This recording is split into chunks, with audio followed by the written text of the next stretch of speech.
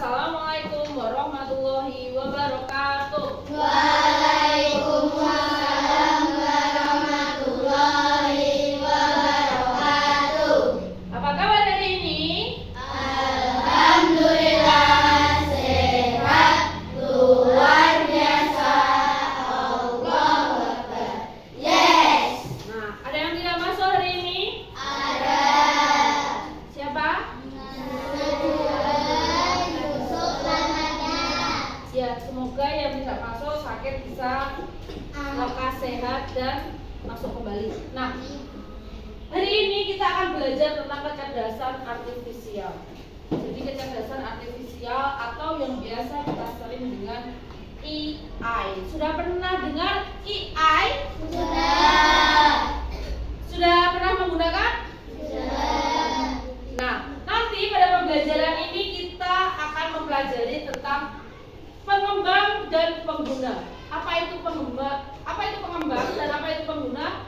Sehingga kita akan lebih memahami peran kecerdasan artifisial dalam kehidupan sehari-hari.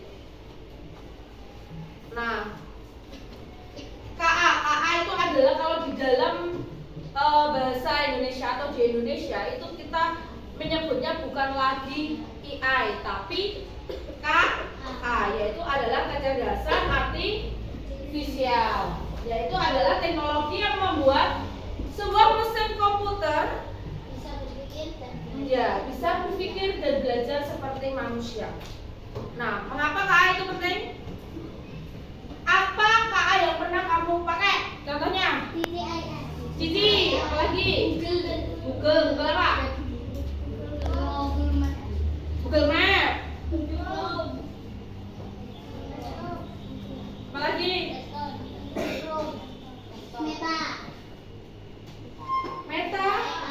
Meta AI, oh yang di WhatsApp. Oke. Nah, hari ini kita akan belajar tentang kecerdasan artifisial yang penting bagi kehidupan kita. Kita akan belajar tentang rekomendasi konten. Ini biasanya ada di mana? TikTok, oke. Lalu navigasi cerdas itu di handphone kita itu ada nanti. Deteksi wajah ini biasanya di beberapa aplikasi HP yang kita harus sudah pernah mencoba deteksi wajah ini benar atau tidak? Nah, di TikTok juga ada. Asisten visual yaitu Google. Google yang kita ngomong Google, tolong bantu saya. Nanti kita coba habis ini belanja online di mana saja? Shopee, apa lagi? Blibli dan lain-lain.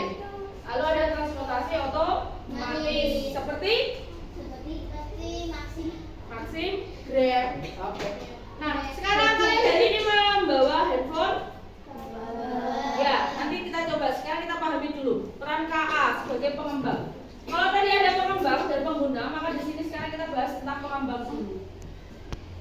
Selama ini kita hanya menggunakan penyuruh, ya Bang Kak?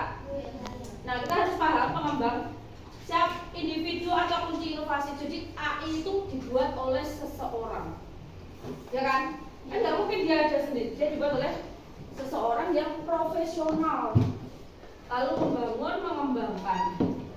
Kemudian dia berkolaborasi kerja, meningkatkan peran insinyur, perangkat lunak, fokus pada strategis. Nah, di sini adalah pergeseran coding ke orkestrasi manual menjadi AI. Yang awalnya kita ngetik, sekarang AI itu lebih paham apa yang kita mau itu dia mengeluarkan semuanya dan efisiensi maksimal. Contoh nyata peran pengembangan artifisial kita bisa melihatkan menciptakan chatbot otomatis. Biasanya kita ketemu chatbot di mana? Di aplikasi apa? Kayak Shopee. Kamu tahu Shopee? Ada gambarnya orang pakai gini. Ada di atas? Ketika kita ngechat dia balas sendiri. Ada? Itu namanya chatbot. Paham? Nanti itu namanya. Oh, berarti orangnya bawa HP terus ya dia jawab terus. Tidak. Dia sudah sebuah aplikasi yang namanya adalah chatbot.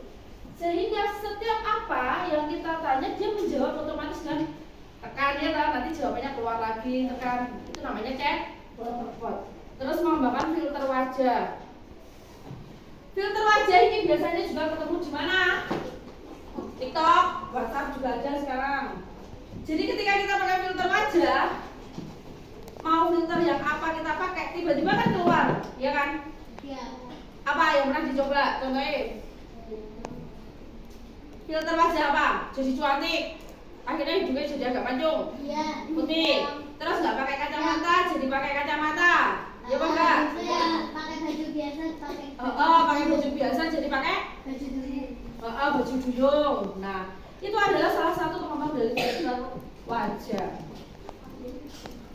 Nah, sekarang sebagai pengguna, bagaimana kita sebagai kalau tadi adalah tentang pengembang, maka sekarang kita akan belajar tentang bagaimana kita sebagai pengguna.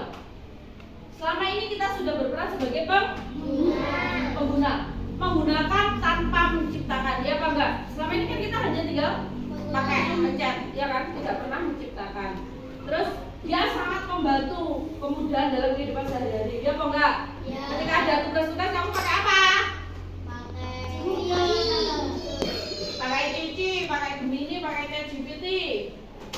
Nah, di sini apa saja yang sering kita pakai? Di sini ada Google Asisten, konten, Google Map, Google Translate. Kalau ada bahasa Inggris ditranslatekan. Google Map. Google Map fungsinya untuk apa?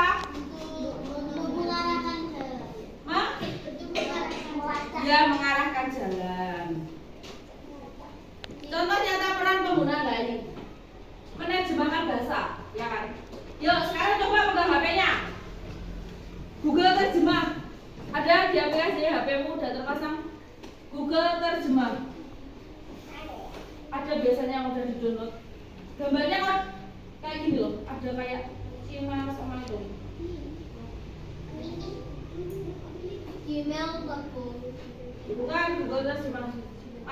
Nah, di dalam Google Translate atau Google Terjemah ini kita bisa Nah, Google Assistant akan membantu setiap pekerjaan sehari-hari kita. Contoh, ketika kita masuk simbolnya Google Assistant yang balon-balon 3 itu sudah diklik masuk, Sudah. nanti akan keluar tulisan seperti itu sesuai email kamu. Nah, ketika kita cek di bawah Google Assistant ini bersama dengan begini, misal kamu minta tolong buatkan saya cara memasak nasi goreng. Coba diketik seperti itu. Nanti mereka akan jawab. Tolong buatkan saya resep nasi goreng yang enak pakai Google Assistant. Nah, dia akan menjawab dengan sendirinya, ya kan? Iya. Nah, apakah ini hanya tentang masakan? Tidak. Misal di Google Assistant, arahkan saya ke pasar Centong.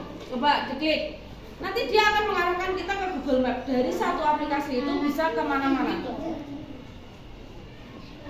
Coba, yuk.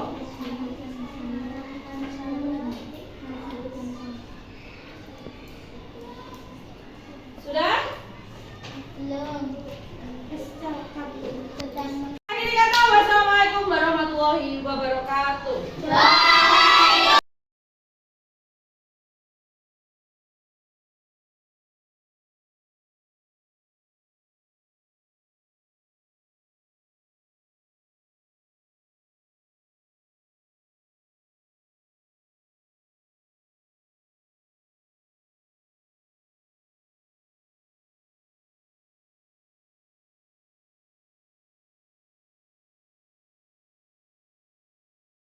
Setiap apa yang kita lakukan selalu memiliki dampak dan kesadaran.